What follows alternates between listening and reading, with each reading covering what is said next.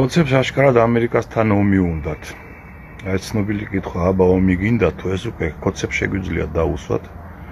კოცებო, ამერიკასთან ომი გინდათ? ბევრი ნახავდა გუშინ თბილისის განათებულ ანძას ირანის დროშის ფერებში, ხო? ვინც არ იცის, მოგახსენებთ.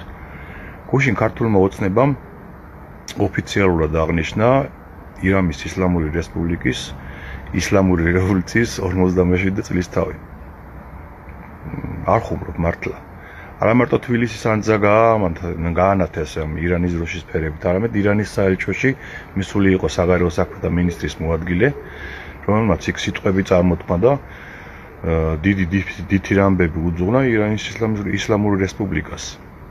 ანუ წარმოიდგინეთ, გუშინ აზერბაიჯანმა იზეიმა ამერიკასთან სტრატეგიული პარტნიორობა და სახელმწიფო შენობები გაანათა ამერიკული დროშის ფერებში და გუშინ საქართველოს მიზეიმა ისლამური რევოლუციის 47 წლის თავი და გაანათა თბილისის ანძა ირანის დროშის ფერება და ეს ყველაფერი გადაღებული აქვს და დადებული აქვს თავის სოციალურ ქსელში შეერთებული შტატების სახელმწიფო დეპარტამენტის თანამშრომელს ალექს რაუფოღლუს. იცით ალბათ ეს პიროვნება, რომელიც აქტიურად არის ჩართული საერთაშორისო პოლიტიკის გაშუქებაში. აი ამ დონემდე დავეშვით.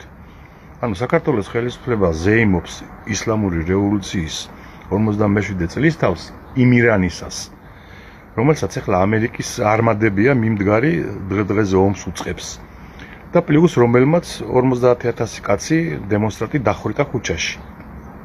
აი ეს არის ქართული ოცნება და პლუს ამას დავუკვირდით კიდევ რა მოხდა გუშინ. ეს ყველაფერი მოხდა ამ ირანის ისლამური რევოლუციის ზეიმი მოხდა მამუკა მდინარაძის ამერიკიდან დაბრუნების შემდეგ. გახსოვთ ხო ეს ამბავი? ამერიკასთან დასალაგებლად რომ იყო წასული. ანუ ვერ დაალაგა, ისე ვერ დაალაგა, რომ გამწარებულმა კოცებმა ისლამური რესპუბლიკის ზეიმი გამართეს აქ. ჩავარდა ეს მისია. აქედანაც კარგად ჩანს, რომ მამუკა მდინარაძე იქიდან ხელცარიელი გამოაპანღურეს ბიძინას დავალებით რომ იყო ჩასული და ამერიკასთან დალაგება უნდოდა. ეს ვიცოდეთ ყველა. და კიდევ ერთხელ უნდა დაუსვათ კოცებს კითხვა, ამერიკასთან ომი გინდათ ტერორისტ აიათოლასთან ჩახუტებით? გაავრცელეთ ეს ვიდეო ბევრმა ადამიანმა ნახოს რა შარში ვართ საერთოდ. სერიოზულად არის ეს კითხვა დასმული უკვე. ამერიკასთან ომს აპირებთ, კოცებო? კოცებო, მოგადგათ ბიძინა. სუპიც აღარ გექნებათ ასე რომ ამაყობდით. აი ეს ხალხი ვინც ქუჩაში გამოსულ დემონსტრანტებს დასცინოდა რას დაეთრევით ქუჩა-ქუჩაო. იმათ გასაგონად. დღეს მაგალითად კობახიძემ გამოაცხადა რომ 6 წელზე ძველი ავტომობილების შემოყვანა საქართველოში იგრძალება. ეს იმას ნიშნავს რომ ათასობით ოჯახი დაზარალდება იმათ ვინც შემოყავდათ საქართველოში ძველი იაფი ავტომობილები. ეს იმას ნიშნავს, რომ საქართველოში ავტომობილები გაძვირდება. ეს იმას ნიშნავს, რომ ყველაფერს დაეპატრონება კოცური მაფია, მონოპოლია, რომელიც მანქანებით ვაჭრობას ჩაიგდებს ხელში მთლიანად. ახლა შეგახსენებთ კობახიძის კიდევ ერთ ბრძნულ გადაწყვეტილებას, ერთი უბანი, ერთი სუპერმარკეტი. ეს იმას ნიშნავს, რომ პატარ-პატარა მაღაზიები, რომლებიც კოცებს ჰქონდათ, დაიხურება. აი ესე. ახლა მარტიდან ელექტროენერგიის ფასი გაძვირდება, ეგეც ხომ იცით, თვითონ საახალწლო უნდა გაეძვირებინათ, რომ გადაიტანეს, გადაავადეს. დენის გაძვირება რას ნიშნავს, იცით მე მგონი, ხო? ყველაფერზე პროდუქტების ფასი გაიზრდება. აი ვითომ კობახიძე კვერცხებს ოდაზდებს დინარაძესთან ერთად სუპერმარკეტებში.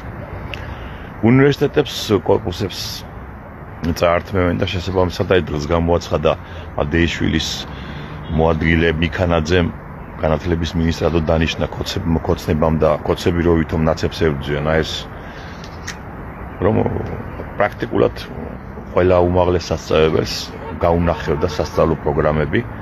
ეს იმას ნიშნავს, რომ პროფესორ-მასწავლებლები ქუჩაში გამოიყრებიან, იმიტომ რომ სტუდენტების რაოდენობა შემცირდება ხელოვნურად. ამას მე წლებია გეუნებოდით ხო ყველას. ნუ უკრავთ და კოცბანდას. ნუ გიხარიათ როგორ ჩაგრავს ბორია ივანიშვილის რუსული ქოძბანდა ხალხს ქუჩაში დემონსტრანტებს, რადგან ეს დიქტატურა თქვენამდეც მოვა. მოვიდა. დარჩით ახლა სოროებში და იოცნებეთ სუბზე, რომელიც აღარ გექნებათ. ჯობია გამოფხიზდეთ და თქვენს გამოხვიდეთ ქუჩაში. ამ რეჟიმისგან საქართველოს გასათავისუფლებლად თქვენივე შვილებისთვის, რომლებიც ბორიამ მშივრები დაგიტოვათ უკვე და მალე მომავალში უფრო მეტად დაგიტოვებთ. მოკლედ დღევანდელი დღე ქოცებისთვის მართლაც შავი ოთხშაბათი არის, ხო, სამშაბათია, ისტორიაზე არ შეშევა. ახლახან ცნობილი გახდა, რომ მეუთოს საგამოძიებო მისიამ დაიწყო მუშაობა საქართველოში. მოგეხსენებათ, ეს არის მისია, რომელიც შეისწავლის საქართველოში უმძიმესი ადამიანის უფლებების დარღვევის დეტალებს და რაც ყველაზე მნიშვნელოვანია, ეუთოს მისია შეისწავლის დემონსტრანტების მასობრივად ქიმიური იარაღის მოწამვლის საქმეს. აი ცნობილი BBC-ს გამოძიების კვალდაკვალ. აი ასე. დიდი დღე გაუთენდათ ქოცებს. ჯერ იყო და დილას ევროკავშირმა თავზე გადაახია ქოც ჩინოვნიკებს დიპლომატიური პასპორტები, როცა შეუჩერა უვიზო მიმოსვლით სარგებლობის პრივილეგია. ახლა ეუთოს საგამოძიებო მისიამ დაიწყო მუშაობა საქართველოში და რამდენიმე საათში ამერიკაში კონგრესში ჰელსინკის კომისია დაიწყებს ხდომას, სადაც გაირჩევა ქართული ოცნების უმძიმესი ღალატი და ქვეყნის რუსეთისთვის ჩაბარების ამბები. გილოცავთ ქოცებო, გილოცავთ. ეს მხოლოდ დასაწყისი არის. გაავრცელეთ ეს ვიდეო ბევრმა ადამიანმა ნახოს.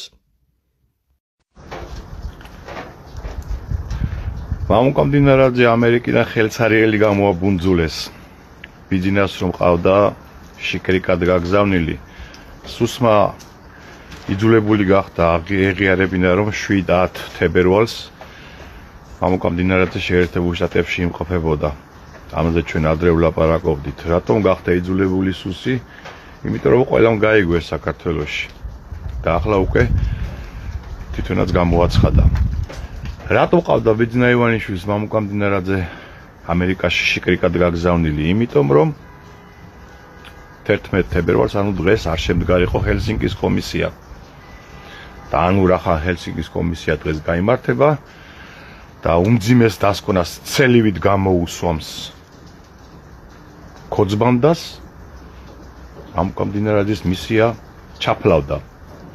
ანუ ცალკე ყობახიძემ ჩაისვარა უნივერსიტეტების გაერთიანების და კორპუსების დაუფლების საქმეში, ცალკე მამუკამდინარაძემ ჩაისვარა ბიძინა ივანიშვილის დავალება ვერ შეასრულა, ვერ გააუქმა კონგრესის ჰელსინკის კომისია, რომელსაც ცნობისთვის ხელმძღვანელობს ტრამპის ერთგული მეგობარი, რესპუბლიკელი სენატორი როჯერ უიკერი, რომელსაც ყობახიძემ სხვათა შორის Deep State-ის აგენტი უწოდა.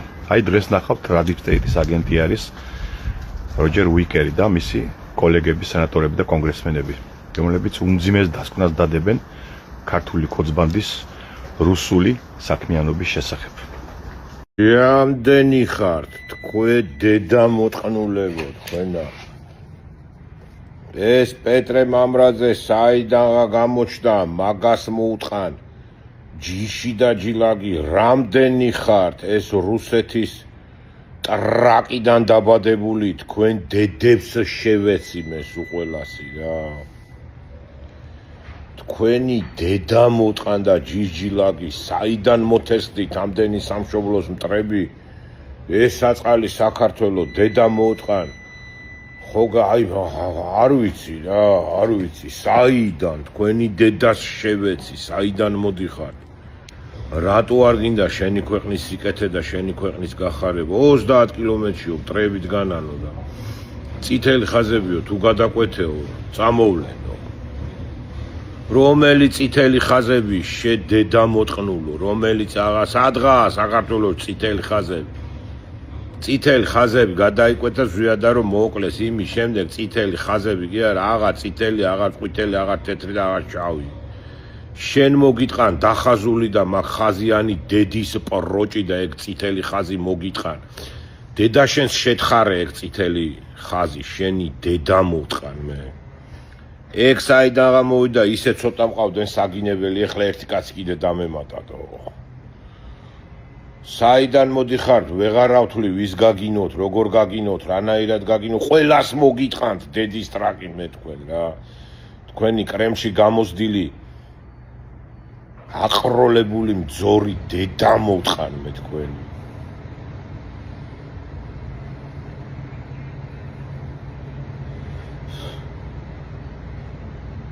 ოხ ზაი მოსულია უკვე რა მაგ წითელ ხაზებს სათითაოდ გაგირჭობთ უკან რა.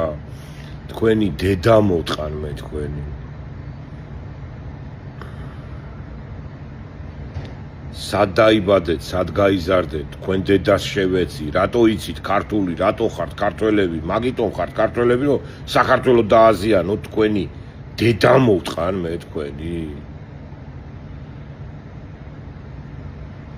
საიდან მოთესლდა ეს დედა მოტყნული, კი ვიცოდი ვინც იყო, მაგრამ გამოოძვრა კიდე, გამოოძვრა.